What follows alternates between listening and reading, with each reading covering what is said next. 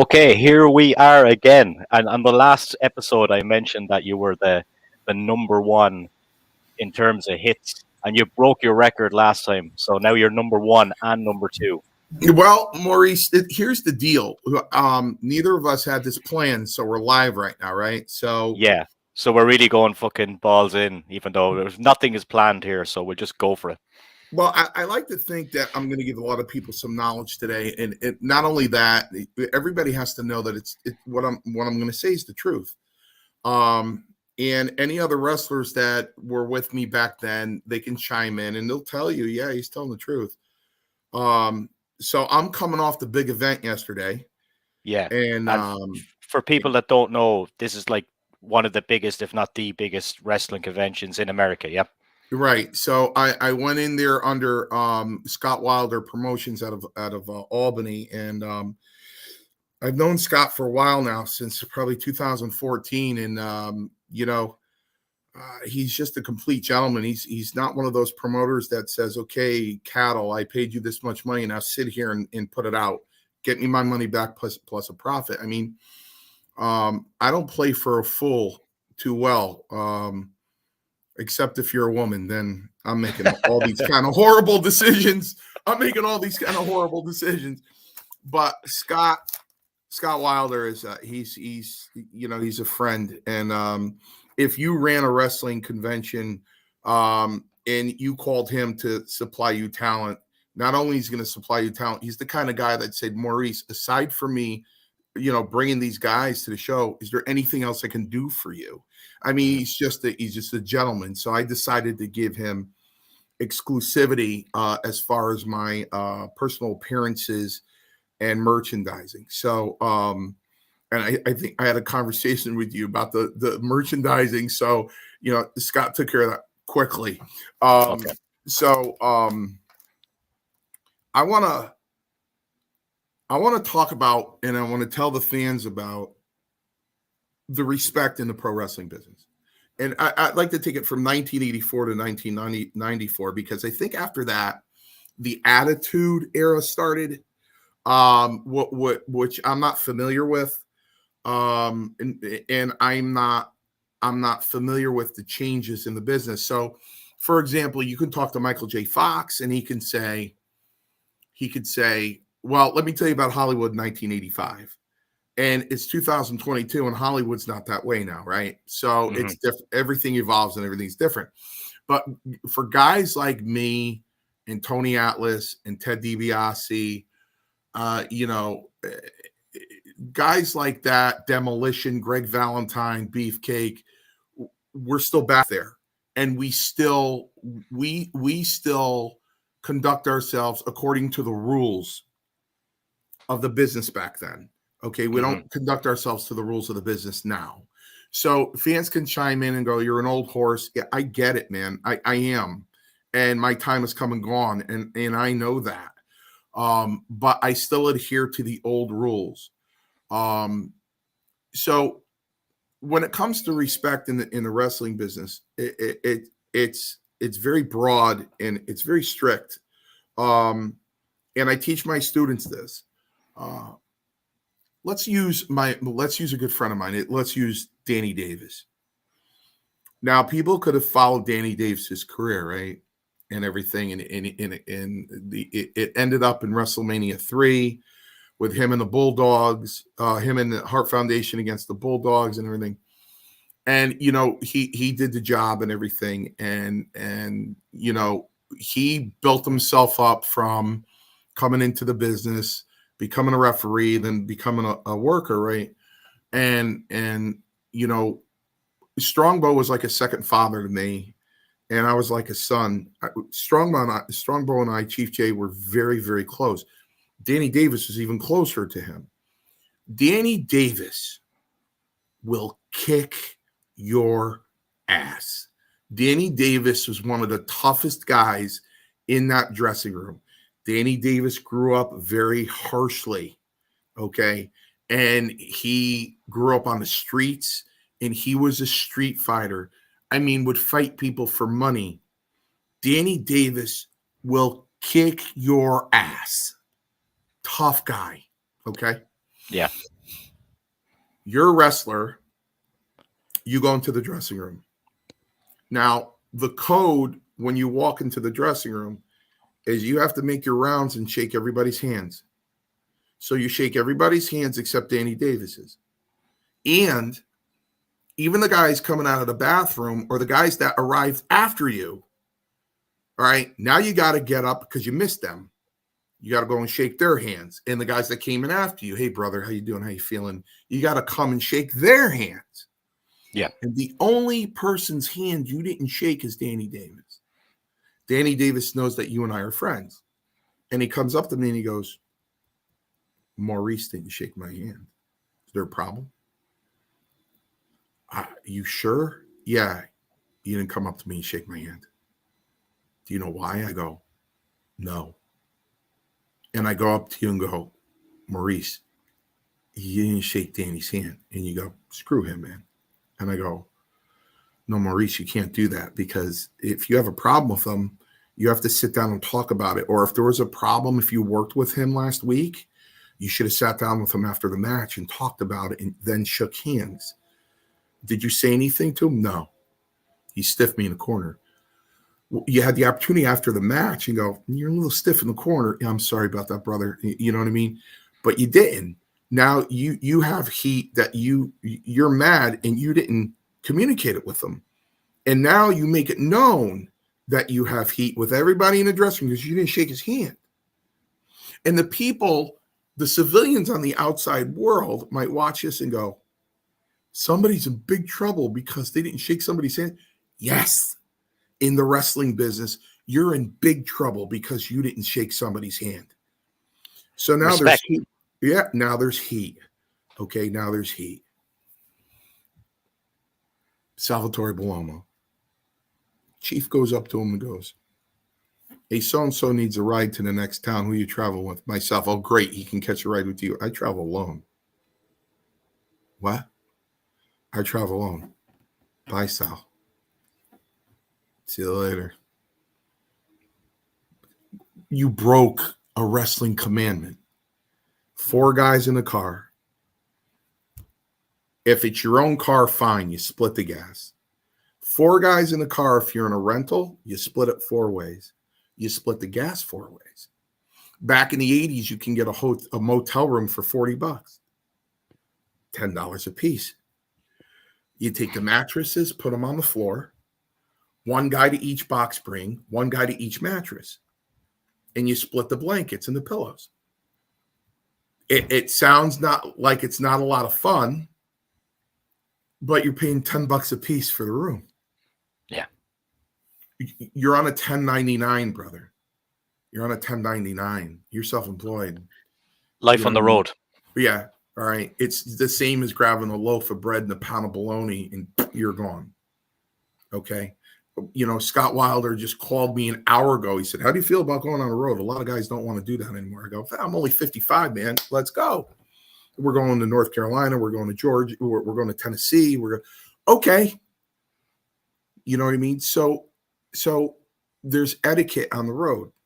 You know what I mean? There's etiquette on the road. A lot of guys came into the dressing room with a black eye, and you knew immediately. Or they had a bruise on their rib or something. You knew. You fell asleep in the car? Yeah. Can't sleep in the car. You can't sleep in the car. Either you stop and everybody sleeps or no one sleeps. Because the guys in the back seat fall asleep, passenger looks, he dozes off. Before you know it, you're in the grave. All right? Who died in car accidents from falling asleep? Joey Morella, Adrian Adonis. Yeah. Okay? Nobody sleeps in the car. You fall asleep in the car, you catch a beating. You know what I mean? These are the things from the 80s, the respect. You know what I mean? Guys like Don Morocco. This guy is wrestling royalty. He's not a legend. This guy, the best heel I've ever seen in my life. The best promo cutter I've ever seen in my life. Technical in the ring. to be sitting there as a fan before I joined wrestling school in '83 and watch his promo prior to the cage match with Jimmy Snuka, and then watching that cage match and the psychology behind that cage match. And now a year later, I'm standing in the corner looking across the ring at the guy. To be in my shoes, that's mind-blowing. Absolutely mind-blowing. And when you're done with a match with Don Morocco, you don't go in the back and go, hey, man, thanks a lot. Shake his hand. That's another thing. You got to shake hands after the match. You just don't shake hands and say, nice working with you, and walk away with a guy like Don Morocco. You say, was everything okay? Is there anything I can improve on? Can you critique me in any way? Can you teach me anything? And when he starts talking, it comes from a burning bush. When the first day I sat in that dressing room, I said, Mr. Strongbow, what would you like me to do? He goes, see that chair? I said, yeah. He goes, sit there and shut your effing mouth and don't say a word. I said, yes, sir. I sat in the chair. You say a word. I said nothing. 6 months later, Johnny Rods came back from Puerto Rico. Now, Johnny and I are very good friends. Thank God. He was with SD. I came in the dressing room with the bag over my shoulder, chewing my lip, laughing. And he looked at SD and he goes, who is that kid? And why is he laughing? And why does he have chew in his mouth? I'm going to go up there and kick the shit out of him. And even if Johnny didn't kick the shit out of you, we'll slice you up in pieces. So SD goes, calm down. That's Mario. He's a really nice kid. He's Altamar's guy. Oh, he's Altamar's guy. Yeah. SD comes up. He goes, I need you to do me a favor. Shut up and sit down for the rest of the night. Don't laugh for the rest of the night. I go, SD, I can't have any fun. He goes, Mario, just for tonight, sit there. Don't get in any conversations. Shut up and don't laugh the whole night. Trust me on this. You trust me? I go, SD, you taught me the business. I owe you. He goes, then sit there and shut up. Straight face, don't laugh all night. I said, okay. And I did. I sat there and I shut up. And even if the guy said something funny, I said, couldn't laugh. Because Johnny Rods was pissed. Guy got mad at Fuji for something. You hit him too hard with the cane. He said to another guy one time, he goes, I'm going to go up to him. That's bullshit. He goes, go ahead. Go up to Harry. Go ahead. Go be aggressive. You'll be on the way to the hospital getting stitched up. He's going to slice you 100 different ways. Go ahead. Go ahead. Go. Mm-mm.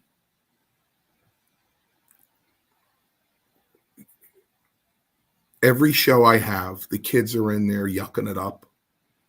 It sounds like a convention. Everybody's talking, everybody's laughing.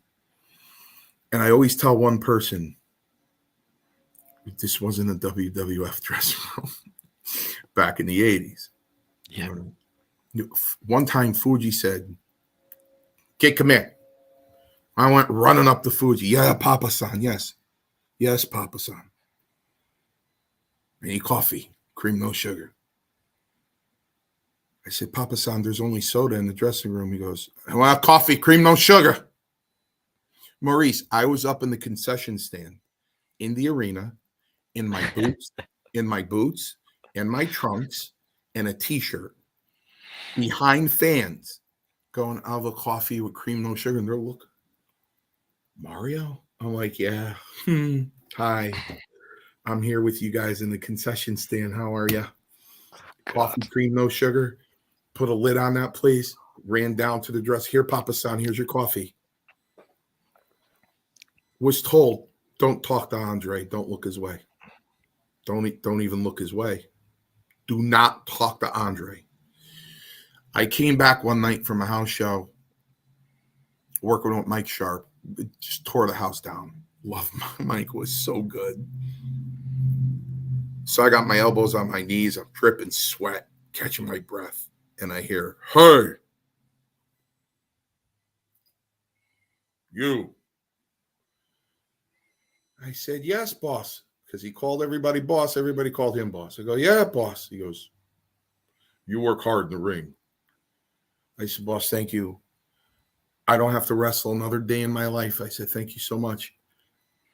I can't tell you how much I appreciate my hands together. I can't tell you how much I appreciate it coming from you. Thank you so much, boss. Thank you." Was that Andre? Was it? Yeah. Yeah. Yeah. I said, "Thank you so much." Savage went up to the guy with too much oil on his body before they worked. He goes, "Too much oil, go." Oh my god. When I left the WWF in 92, I went to an independent show in Westchester County. Rick Rude was booked on the show. I walked in and saw Rude at the other end of the locker room, your basic high school locker room. On the other end, I went the opposite way and changed on the other end. The promoter came in. He was talking to Rude about certain things, and Rude said to him, "I worked with Mario in New York because we called the WWF New York. I worked with him in New York. Why? He didn't come over and say hello to me. He didn't shake my hand." So the promoter comes up and he goes, "Mario, you now can Rick Rude dismantle me to almost to the point where I'm dead?" Yep, he can. We all know he can. We all know Rick Rude's background. Rick Rude could put me in the intensive care unit. Right? Yep. You didn't shake Rick Rude's hand. You didn't say hello to Rick. Is there a problem? I said, "Yeah, there is." I said, I worked with him in Huntsville, Alabama. I did a job for him. He didn't thank me when he covered me. He went, "What?" I said, "He didn't thank me when he covered me. Everybody thanks me when they cover me. Every one of them." And he didn't. He went back up to Rude and he goes, "He did a TV with you in April?" And he said, "Yeah." He goes, "You didn't thank him when you covered him." He goes, "I didn't." He goes, "He said you didn't." Rude came right over to me to put his hand out. He goes, "Mario, I'm sorry. I didn't know. We thanked each other in the dressing room." I go, "Yep, we did." He goes, I'm sorry I didn't thank you when I covered you." I said, "I accept your apology." And we hugged. Now, people watching this are going, "Wow, I didn't know that." Yes, people. This is the way it was. This is the way it was. Respect. So when Scott Wilder brings me to these shows, I was sitting across from Eddie. I dropped my stuff. I saw Beefcake directly across from my table. I dropped my stuff. I said, "Be right back." Walk 3 feet away from Beefcake. I'm like this. Hug. Talk to him. How's he doing? How's his family doing? How's his wife? How's everything? How's he feeling? We talked for 10 minutes. Slapped him on the shoulder. Said, "Let's make some money today."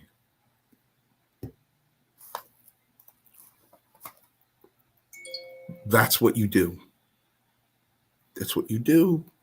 Now, if I didn't say a thing to Eddie, he would have looked over at me and said,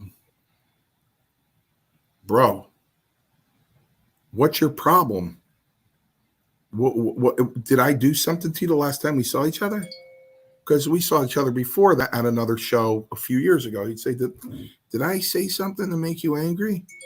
Adhering to our rules, not WWE 2022, our rules. Yeah. Okay. Now, there's a certain man that came at the tail end of those rules. And from what I hear, the stories I hear, kind of still adhered to those rules. And his name was The Undertaker. Now, from what I understand, Mark And I'm not mad at Mark. I want to make that clear. I'm not. And people watching this could say, hey, Mario Mancini mad at The Undertaker. What's he care? Well, if he adheres by the old rules, he will. He will care if he adheres to the old school rules. So I thought I had to explain myself, Maurice. Guess what? I don't have to explain myself. People were walking by my table. Fans were walking by my table going, Mario Mancini, first guy Undertaker ever wrestled. I went, correct. Hey, Mario, first guy Undertaker ever wrestled. And I looked at Scott Wilder. I go, they know. Mm-hmm. Scott had the coolest thing, man. He carved out the top of the casket, Undertaker's casket, and had me sign it. First tombstone, November 19th, 1990, Mario Mancini, right? Yeah. He came up with, he had a picture of me with Taker pile driving me, giving me the tombstone. I mean, Scott did a really good job. Scott, him and his assistant did a really good job with this thing. So 500 people are gathered. Scott goes, Taker's behind the wall. Okay. So I look behind the wall, and the Mounties there, full garb, red uniform, hat, and full garb. Yeah. I understand that I'm not the Mountie. And I understand that there's a personal relationship with him and Taker there. Now, when I worked with Taker, I worked with him. We worked in the ring. We shook hands after the match. And I never spoke to him again. Maybe here and there, but it wasn't a sit next to him like I can do with Morocco, sit next to him and bullshit with him, Scott Wilder goes, this is Mario Mancini, as if they couldn't tell I was wearing my convention shirt that has a silhouette of myself that says Mario Mancini. This was The Undertaker's debut match. He just wants to see him for 10 seconds. Yep. And I think it's this Fitterman company that's in conjunction with the WWE. Now fans that's a new thing. I seen it pop up on them only over the last maybe month or so. But right. from what I understand, looking at it, a lot of guys have kind of independent promoters like you do, and they'd have a group of wrestlers to bring to these conventions. But as far as I know, this particular group that you're referring to is officially tied in with WWE active talent. So that, I think, in itself kind of brings its restrictions to it. Right. So Scott Wilder goes, now it didn't start yet because this is Mario Mancini. He's a former WWE wrestler. That gentleman's first opponent he ever faced, kicked off his career. Just 10 seconds, wants to say hi. Guy goes, okay. Whole couple minutes. Talks to one guy, that guy. It's the woman. Talk to the woman who's in charge of the whole thing. Now I'm watching to see if she goes and whispers in Mark's ear. After about 15 minutes, guy comes back, says, I'm really sorry, Mario. Do you mind coming back? And this is Scott Wilder's point. Can you come back when it's over and we'll get you in? Because we're about to start. Okay. So I go back to my table with Scott. And we wait, and there's like 5 fans left. Scott goes, come on, let's go. I said, okay. Now, to see the look in Scott's eyes, I know what he really wanted to do, but he couldn't, which was really like kick the shit out of everybody. So the fans were done, and when they were done, Taker goes, was that it? And they go, yeah. And he gets up and goes through a door to his right immediately. And Scott looked at me and goes, did that just happen? Did that just happen? And I go, evidently. But I saw them laying out more markers. I mean, a dozen and a stack of pictures. And they started bringing in boxes of action figures. I said, he's coming back out. So he comes back out. We go back up there. Now they close the wall off. There's no more little corner for the fans to go around. They close it off. So this is strictly for Fitterman. So we go back up there. And I go, listen, all I want to do is congratulate the guy and tell him that I'm honored that I was able to kick his career off. It was me that did that. And his first match, and I'm honored that happened. Good luck. And congratulations on the Hall of Fame and your career, and leave. Mm-hmm. I wanted to give him the respect, and I wanted my respect acknowledged. You know what I mean? So we're standing there for 15 minutes, and the woman, Scott Wilder told her again. And she said, okay, never went up and whispered in Mark's ears. Maurice, what was I going to do? Hey, Mark! Yeah. Wouldn't look good for you. Yeah. So Wilder turns around and goes, let me tell you something, Mario. Let me tell you something. This happened before. Ivan Koloff came to see Bruno Sammartino. And what they're doing to you, they did to him. Bruno didn't know he was there. And he goes, don't get me wrong, Mario. I'm not, God forbid, I'm not wishing this happens to you. He goes, but Koloff died 2 weeks later. And then Bruno found out he was there trying to see him, and they wouldn't let him back there. And Bruno was hot, really, really pissed off. So we waited again, and the woman doesn't tell Mark I'm there, and just looks at Scott and I and says, I'm sorry, he's just not going to have the time. So they knew all along then, from the very first moment that you approached them, that they were never going to let you out there. One guy, I go, what do I have to do? Buy a $200 ticket to go see him? I'm not doing that. It was $200 for his autograph, $400 for a combo. If you wanted him to sign HOF 2022, that was an additional $200. There was one guy up there, blew $2,500. That's crazy, man. Crazy money. All the autographs, the Funko Pop, the action figure, photos that he signs, the whole 9 yards. And I understand that Fitterman is going to, because they paid him $250,000 to get his money back, get their money back. So they're having him sign 1,000 action figures, 1,000 those Fun Pop things, whatever they're called. Funkos, yeah, and 8x10s and belts and stuff. I get it. But Scott Wilder was fit to be tied because I observed him. This guy has juice. I mean, other people were other promoters would come in, and just like the wrestling business, they did nothing but show this guy respect. Nothing but show him respect. Scott, how are you? How you doing? You know what I mean? So this guy, Scott Wilder, and his promotion company, he's nobody to be messed with. I mean, he does reputable things. He's got a good reputation.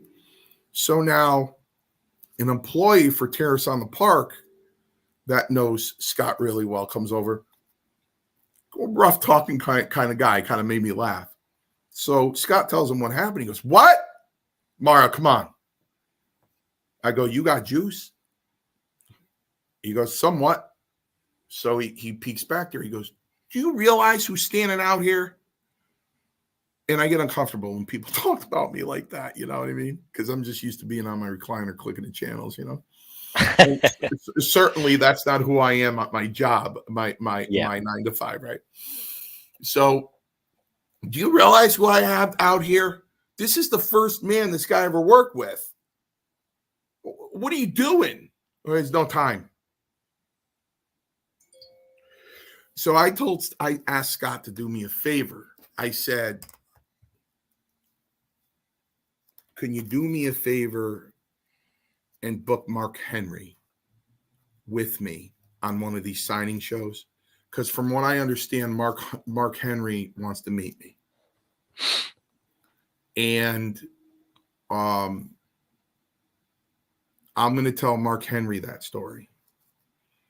And if Mark Henry abides by the old rules, I'm telling you right now, he he'll call Mark right in front of me, because I've done that. I mean, somebody has, will say something about, I go, what about Tony Atlas?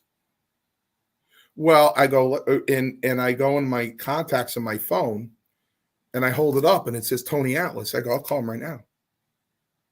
I'll call him. No, don't call him. That's when I know, you know what, you're lying to me. Mm. You're lying to me. You know what I mean? So I go, I'll call him right now. I'll call Tony right now. No, that's all right. Okay. So He's still protected in that WWE celebrity bubble, I guess you can call it that, because he's still involved in it. Like there's no way that he knew that you were there. yeah, well, yeah, you see, I don't care about that bubble, Mm-hmm. because sometimes I do get on a high horse. It's very rare, and I get a guy like Big Daddy that just chimed in. You know what I mean? Guardian Mm-hmm. of Chaos, the only independent wrestling manager I know that got booked around the entire country. I mean, usually managers are limited to your local promotion, and that's all they work is. Not Big Daddy. He was booked all over the country, and he really, when it comes to ECW, all those companies, he was there for the genesis of everything. He even worked with John Cena before John Cena was John Cena. And he worked with everybody I worked with, only when they got out of the WWF. You know what I mean? He's another guy that doesn't care about that bubble. You know what I mean? He doesn't care. If you talk to him, if you had a show with him and you incorporated somehow the photos he has with people, he's got his whole career documented with photos. Incredible. Cena, Bundy, Bruno Sammartino, he's got them all. Adheres to the old code. I told him the story this morning. He goes, Mancini, I wouldn't have been able to take it. I would have went back there. I called Roma while I was there. Now, I don't go for swearing a lot on podcasts, so I won't include the swears. But he said, "Let me tell you something. I was in that similar situation with Shawn Michaels. I blew right by him and went back there. I blew right by him. I didn't care what they said. I was going to see him. I'm like, that's not my character. I can't do that. Yeah. You know what I mean? I just can't say, screw you. I'm going in anyway. You know what I mean? So, I was really disappointed that I didn't at least get shake the guy's hand. And like Big Daddy said to me this morning, he goes, that opportunity is come and gone. When's the next time you're going to see him? I go, I'm not.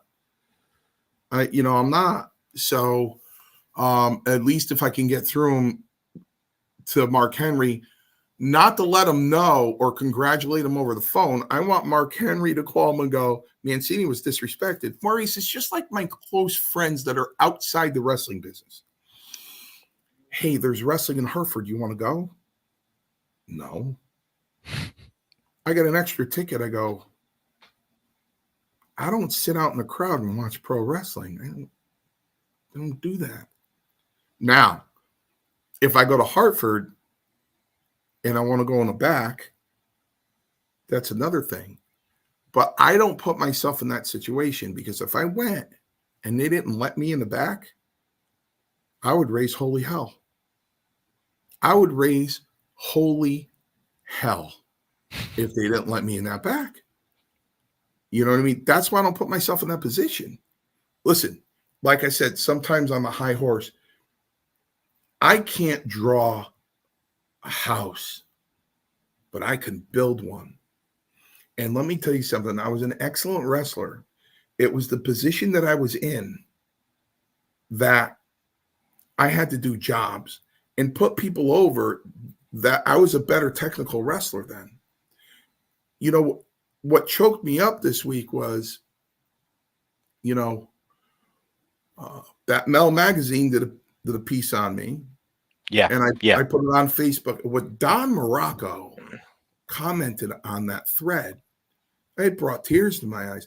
This is Don Morocco making that kind of statement about me. This guy, like I said, is wrestling royalty. My brother said this, read that, and he inboxed me and he went, wow. Don Morocco said that about you. Because we adhere to the old rules. Mm-hmm. And from what I understand, Taker became the Andre in that dressing room. Mm-hmm. And he had strict rules. And you had to adhere to those rules. So what's that? That's old school. Yeah, I think he was like the last to fit into that generation and transition into the next one. Maybe Brett was there for a while, but not with the longevity of Taker. And he was, by all means, by like a lot of stories you hear in the business, he was the leader. He was the go-to guy. He was always respectful. Right, I just, right. yeah, I just see Scott Wilder has put in a comment there. Don't lie to the guy. Say come back and we get him in. We were respectful to them and the business customers. Yeah, that's pretty much. He pretty much has your back there, and like Well, not that. and you summed it up perfectly. That's why I signed on with Scott Wilder Promotions, because this is what the guy is. I mean, He's got your back. well, yes. So and another thing, what makes me feel good being under him is I'm just not under Scott Wilder Promotions. He's become my friend. You know what I mean? And that's all the difference in the world to me. So that's what the show is about, because I know Taker was the tail end of the old regime and the old school respect. And if that was King Kong Bundy behind that wall, if that was Morocco behind that wall, and they looked up for a second and saw my face, or Ted DiBiase, or Tony Atlas, or Tito Santana, or any of those guys, and saw just the whites of my eyes, they went, but listen, I get it. The last time I saw Mark was in 1992. Yeah. So I haven't seen him in 30 years. Is he able to look me in the face and go, that's Mario? No, he's not going to recognize me. He's going to remember the match, but he's not going to recognize me. Again, Maurice, it kind of helped that I had the shirt on that said Mario Mancini. So, Yeah. and I only wear it for conventions, and my son-in-law Craig made it for me. He did an excellent job. There's only two in existence. He has the other one. But Scott Wilder is going to be making some T-shirts that are pretty cool. So I know he was there at the end of that regime, and for example, I got very upset when and they did it on purpose. One of the guys came, like when they come in for the wrestling school tomorrow night, I sit in my chair, one by one, they come in. Yeah. And I taught them that's the code. So you go in the dressing room, you shake hands, and you barely touch. That gives a person that you're meeting for the first time that I'm a veteran. I'm not stiff in the ring. You could trust me. That simple, soft handshake. Now, when I got out of the wrestling business, it was hard transitioning, because I'd meet somebody in the business world, I'd shake their hands, and they go, "Yeah, shake my hand like a man." I'm like, well, so one kid comes in and he shakes my hand really stiff. I go, "What are you doing? What point are you trying to put across to me?" And he goes, "That's how they shake hands in the WWE." I go, "No, they don't." He goes, "They do now. In fact, it's said that if you shake hands like you do now, you're in trouble." I go, "What?" What? You gotta shake hands stiff now, or else you get in trouble. That's gone. That's gone. Well, not when I see my friends. And I understand people watching this going, Mario, let it go, man. You can't, you know what I mean? Get with the times. I get it. I get it. But you got to understand something. I am Sparky Lyle. Okay. I'm Goose Gossage. You understand? Relief pitchers for the Yankees. All right. All right. Relief pitchers came in the ninth inning with 2 outs. These guys come in the 7th inning with the 2 outs now. Mm-hmm. You know what I mean? There's a pitch count. So you go to the starters that tried to do all complete games back in the 70s and 80s, and now you got click, click, 100 pitches, you're out. You got 100 pitches, let's go. It changed, right? It changed. I get it. I understand. But it's not people, it's not fair to ask me to get out of my era, and I'm going to tell you why. If the WWE called me and said, Mario, we want you to be a road agent, we accept the job, and I said yes, I would have to adhere to the new rules. Yeah. I'm not involved in the WWE anymore, so I only know what I know, you know, which is the old rules. Now, if now I missed my opportunity because of you, Maurice, because you said, well, I can get a hold of the Godfather for you. I go, you know, it's funny, he was there yesterday. Mm-hmm. So I guess if I introduced myself to him and I told him what was going on, maybe he would have went back there. Mm-hmm. But believe it or not, Maurice, I don't do that. Yeah, it's like me. You're kind of similar to me on the podcast. I could talk to, for example, I've had 2 people on this podcast from Chris Jericho's band. Chris Jericho is a guy I want to get on this podcast, but I'm not going to ask the guys in the band to give me Jericho's number. I want to work for it myself, and that's kind of what you're saying as well, isn't it? Well, kind of, but it's like I was there first. That's the whole point. I was there first. So I'm at the New England Pro Wrestling Hall of Fame, which Scott Wilder is involved in that too. And a kid taps me on the shoulder. And I said, how are you? He goes, Mario Mancini. I said, yeah. He goes, he shakes my hand and he goes, it's a pleasure to meet you, sir. Thank you so much for everything you did in the business. If it wasn't for guys like you, I don't know if I would have had a job. I said, I'm sorry, who are you? And he went, I'm Matt Stryker. I go, okay. Oh. And what did you do for the business? He goes, I was a wrestler, and then I went over kind of even bigger as a commentator. I go, I'm sorry, I don't watch it. I don't know who you are. But it's a pleasure meeting you, and thank you for your kind words. I'm humbled, and I appreciate it. If you look at my Facebook, even when fans give me a compliment, I tell them, thank you. I'm very humbled. Thank you. Out of respect. So after that, I got to know Matt. And of course, when we got comfortable with each other, you know, the ribbing began. So, you know, it's the same thing with Bull James. Holy shit, Mario means Bull James was dying to work for Paradise Alley because he wanted to meet Paul Roma and Mario Mancini, dying to meet us.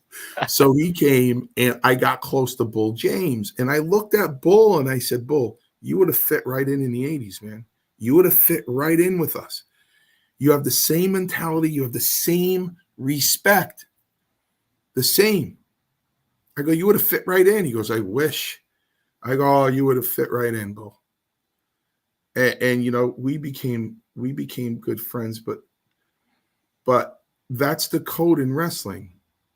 I'm not going to go up to the Godfather. And you know what? I know he was an icon. He was epic in the wrestling business. I get it. I get it. I was there first. I paved that road. No. Do what Matt Stryker did. Matt Stryker showed me respect. You know what I mean? So I'm not going to. Scott goes, hey, there's Mike Rotundo. I worked with Mike once. I never had a conversation with Mike. I never broke bread with Mike. Mike kept to himself. Mike was like a collegiate athlete in a wrestling dressing room. I really never saw him talk a lot. I never even seen him a lot. He stayed in one room. He wasn't like me and the Junkyard Dog and Tony Ellis and SD Jones and Joey Morella, you know, all these guys that got in a circle and just, you know, telling stories. Or you know, I got caught one day. Joey Morella, Strongbow walked by. So every time Strongbow took 3 feet, he pulled his underwear out of his ass. So the minute he walked by our group, Joey Morella got up and walked right behind him. He didn't know he was right behind him, and he was pulling his underwear out of his ass with Strongbow, as Strongbow would do it. Right? And I was laughing so hard, I got up, and I was going the other way, and I was doing it, and I big slap on my back. I turn around, and it was Strongbow. He goes, "What are you doing?" Nothing, Chief. He goes, "Sit down." So the guy said, "You got busted." I'm like, you know, and I didn't throw Joey under the bus, you know. So I got snagged. Or you know, Junkyard Dog would get up and he would make fun of Rocky Johnson because Rocky Johnson was extremely pigeon-toed. And when he took the Copenhagen, like, everybody needs to know, I have skull in my mouth right now. But you probably can't tell, right? When Rocky took a half a tin of Copenhagen and put it in his lips. So when he talked to you, this is and so JYD would bend over, really pigeon toe his feet hard, and start talking, and we'd all be on the floor, you know. And Rocky go, "What are you doing over there?" It was like, "Nothing, Rocky." You know what I mean? So you know, it was fun, but it was always respectful. You know what I mean? And Big Daddy, I'm not going to tell his stories, but he's got quite a few stories about respect, and you know, against people that didn't respect him, and people that he didn't respect. Big Daddy's got a lot of stories about respect in the business. You know what I mean? That's why I hang around him, because even though I was in one place and he was in another, we lived the same life and we were in the same business at the same era, and so we have the same understanding. Same mentality, yeah. Same mentality. You know, just like Roma. You know what I mean? So if Roma was with me, forget it. If Roma was with me, he would have said, "You want to see? Come on." And he would have blew right by me. You went, "Mark, show this kid some respect." You know what I mean? "What's wrong with you?" And he would want, "I didn't even know he was here." I know he would. I didn't even know he was here. I'm sorry. Old rules. Old rules. You know what I mean? So this is the way the wrestling business was. I might have had my differences with Pat Patterson and the way he conducted himself and the way some guys got some breaks through him in a way that is morally unacceptable to me, you know, which makes me sleep very well at night. But there was a promotion in the entire country, and It was a radio promotion, and the character was Fracture Fransberg. So there were Fracture Fransbergs all over the country, for the biggest radio stations in the market in that part of the country. Mine was for KC 101, and my managers were the morning guys, Dr. Chris Evans and the coach. They'd call me up in the morning and go, 6:30 in the morning, 7 o'clock in the morning, going, Fracture, what are you doing?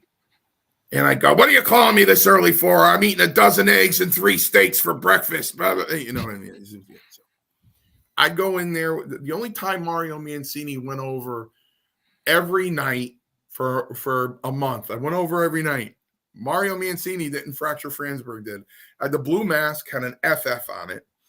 And you know what? Again, respect, but the guys would rib me. So they get me in a chin lock. And while they had me in a chin lock, they take their hands and they turn the mask sideways. So the eyes were over here and I couldn't see. So now they're pounded on me and I'm trying to flip it. Fix the mask. Yeah. So I worked out there for the first night with Jose Luis Rivera, another close friend of mine, brother of mine. And he missed the elbow and I got him in the neck breaker, which was the finish. And I went into the swinging neck breaker and got the 3. And the crowd went, boo. So I go back in the dressing room and Pat Patterson goes, come here. He goes, tomorrow night?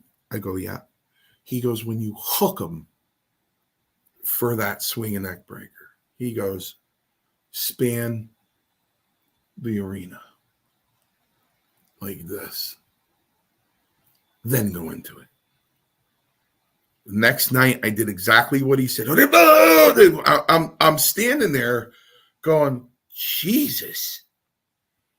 It was the same thing. I respected what Patterson had to say as the booker and as a wrestler in his psychology. You know, I hated what he did outside of his job. It was unfair to guys like me, but he's a wrestling genius. Came up with the Royal Rumble. I mean, the guy, names, gimmicks. I mean, Howard Finkel was a genius coming up with names too, right? He coined the phrase WrestleMania. He looked at Jose Estrada and Jose Luis Rivera in these all gold costumes with gold masks, and he goes, Jose goes, I don't know what to call us. And Finkel goes, you look like a couple of conquistadors. Brilliant insight. Right. So I respected Patterson for his wrestling knowledge because he was a genius. You know what I mean? And I showed him that respect. You know what I mean? I didn't turn around and go, yeah, I get what you're saying about the neck breaker, but you know, you're not patting me on the ass. I didn't do that. I said, yes, sir. Yes, sir. You know what I mean? If Arnold Skolin told me something to do, I'd say, yes, sir. You know what I mean? It was just respect. It was just respect. And that in the wrestling business has carried me through my whole life. And what I say to parents when they bring their 17-year-old kid to Paradise Alley to learn how to be a pro wrestler, I promise them not only are they going to learn how to wrestle, but they're going to learn lessons and have knowledge that they're going to be able to carry with them for the rest of their lives. You know what I mean? Because even inside that wrestling school, there's heat. And I got to fix the heat. You know what I mean? I got to fix the heat. You know, no, you can't. This guy, well, I heard this guy was saying, yeah, he is. And you got to fix it. Or else something's going to happen. Somebody's going to get whacked out. You know what I mean? That's what happens. You get whacked out. And then if you don't make up, it gets even worse. Then I get stuck booking one guy and not being able to book another guy because they can't survive in the dressing room. Maurice, there was so much respect in the WWF that Roma Roma's just he's not even a human being. He was a freak of nature. He came from another planet with his I athletic. watched I watched some of his interviews, and he's so straight faced, like, and he Yeah. doesn't take any nonsense. And if you ask him a question, he's just gonna say exactly what he thinks. Like, he doesn't mince his words either. No. So something happened between him and Coco. Coco was hot. Roma was sitting down. Coco approaches him. And there's a point to the story. Coco whacks him in the face. Boom. Roma, just like the Terminator, Roma goes, don't do that again. Boom. Just like the Terminator, didn't phase him one bit, didn't even rattle him. He goes, Coco, walk away. Boom. Coco finally walks away. Well, the bottom line in real life is, if Roma got up, he would have put Coco in the intensive care unit, because Roma is no one to mess with.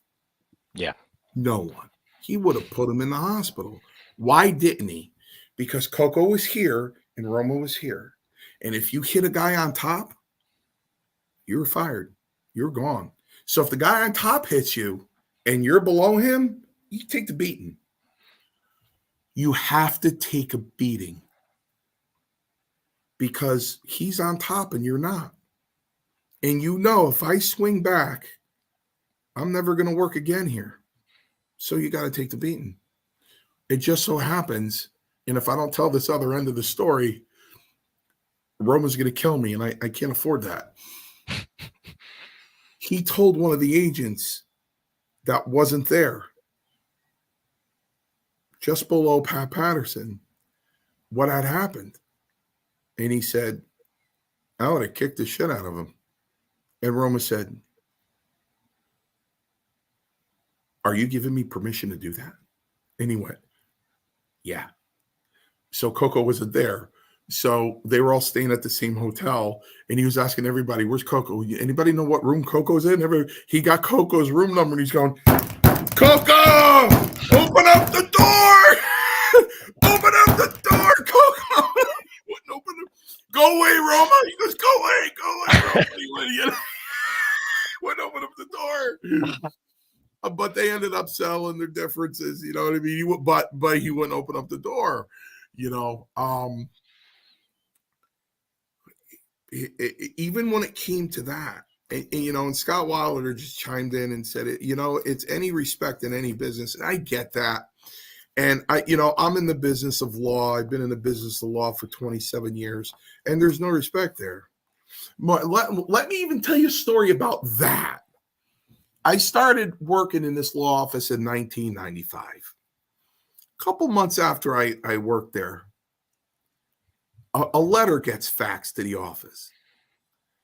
So the guy I work for, Nick, he reads the letter and he goes, oh, geez. I go, what's up? He goes, I just got fired. I go, we can't work here anymore?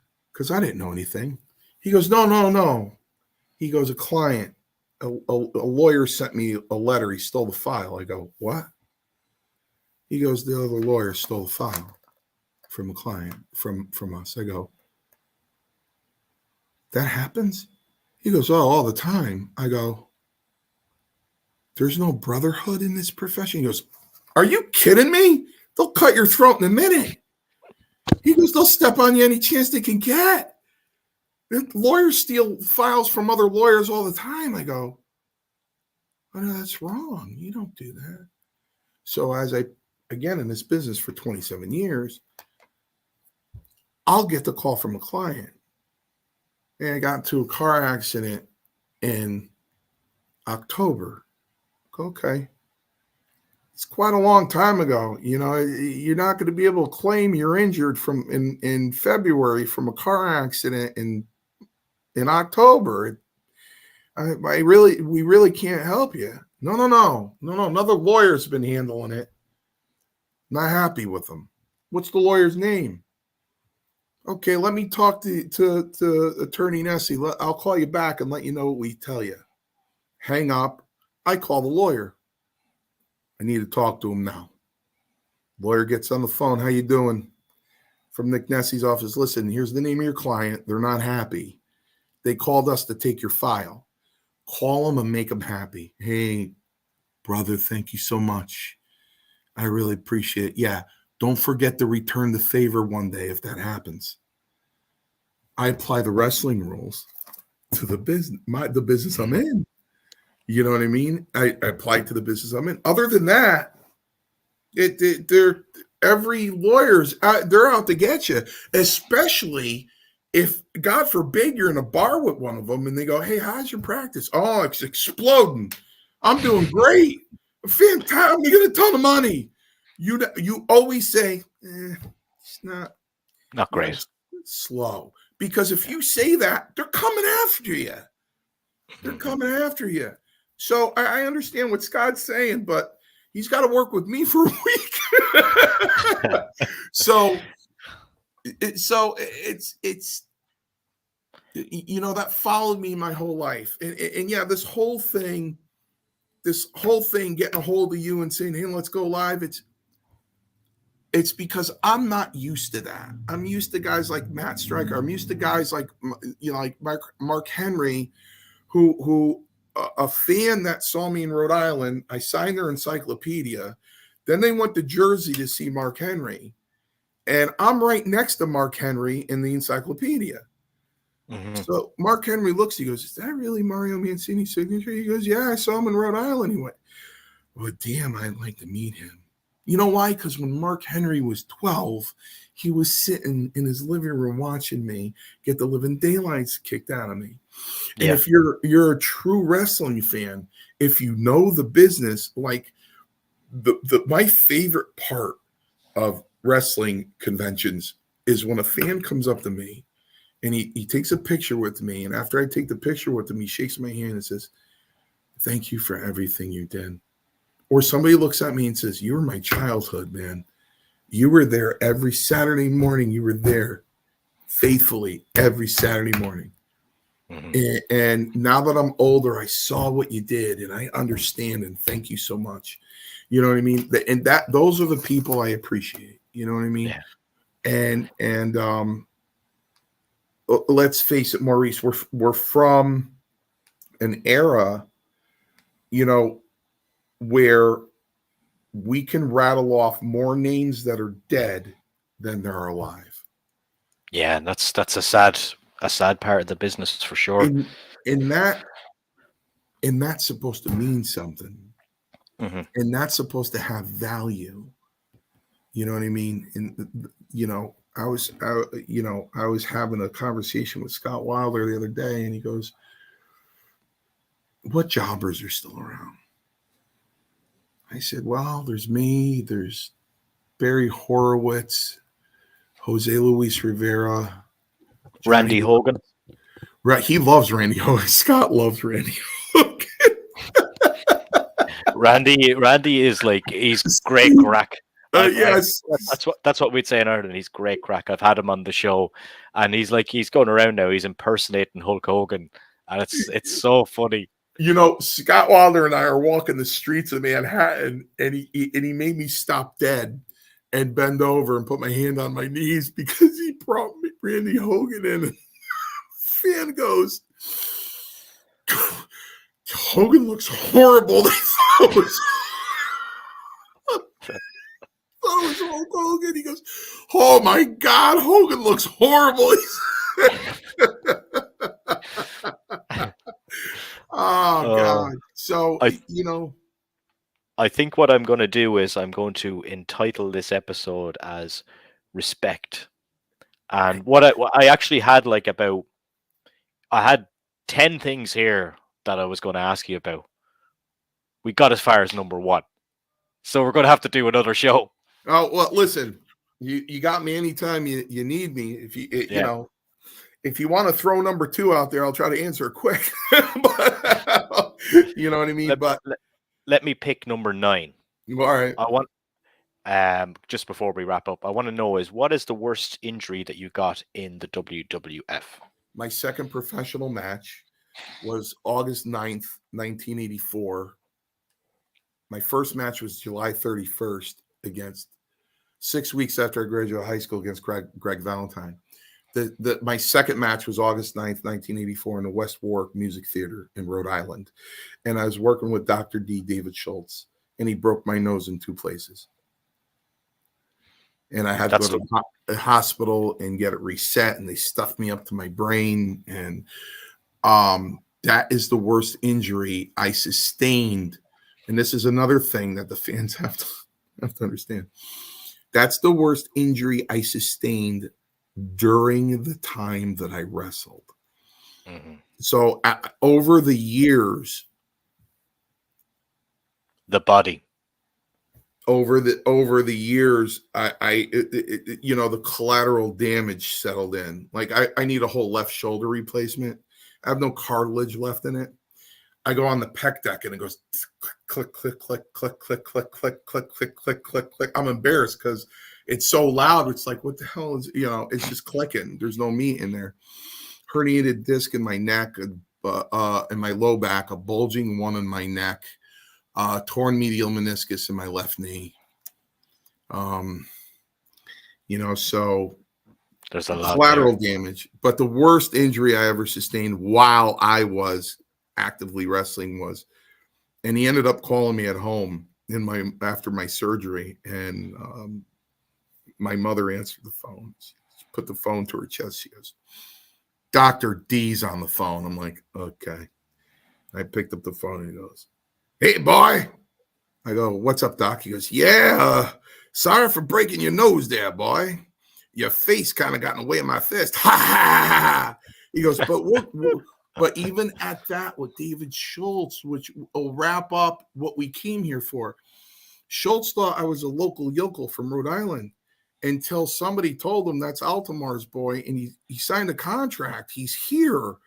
And he went, oh, I didn't know that. And he called me, and at the end he said, well, all right, boy. Now, again, David Schultz could dismantle me. I mean, one of the toughest guys in wrestling. Yeah. Watched them amateur wrestle Hogan on the carpet in the dressing room, and he wouldn't let him up. Hogan was going, let me go, David, let me go. That tough son of a bitch. He was on the phone going, we all right, boy? We okay? I go, David, we're fine. We're fine. Yeah. Because he didn't want me to be mad at him because there's respect. Yeah. Respect. That's a wrap, man. Respect. Thank you so much, man. We're going to do it again. Maybe we'll do it when I get over to America and our times will be syncing and I'll have a bit more time over there. Whenever you want to do it. Yeah. And maybe, you never know, it could be in person in Dallas. Who knows? Who knows? Listen, if Taker is going to see me for 10 minutes, I'm sure as hell not going to be at the Hall of Fame. Although a lot of fans have chimed in and said it's not right, you should be there. A lot of fans and friends are saying it's not right, you should be there. I don't know why you're not going to be there. It's wrong that you're not going to be there. But you know what? I'm not begging for that either. So, You know what? If they want me there, they'll let me know they want me there. You know what I mean? Yeah. Other than that, I'm going to mind my own business. But Maurice, this time is, instead of thanking me as a guest, I have to thank you for letting me air this out, man, because I feel a lot better. It was like, rather than a podcast, I feel like I had a therapy session because I needed to let yesterday out. It really, bothered me to no end. I felt like I took all those bumps for nothing. Well, listen, man, it was an absolute pleasure, and I owe you, because you're the man bringing all the views to the channel. Thanks so much, man. You got it.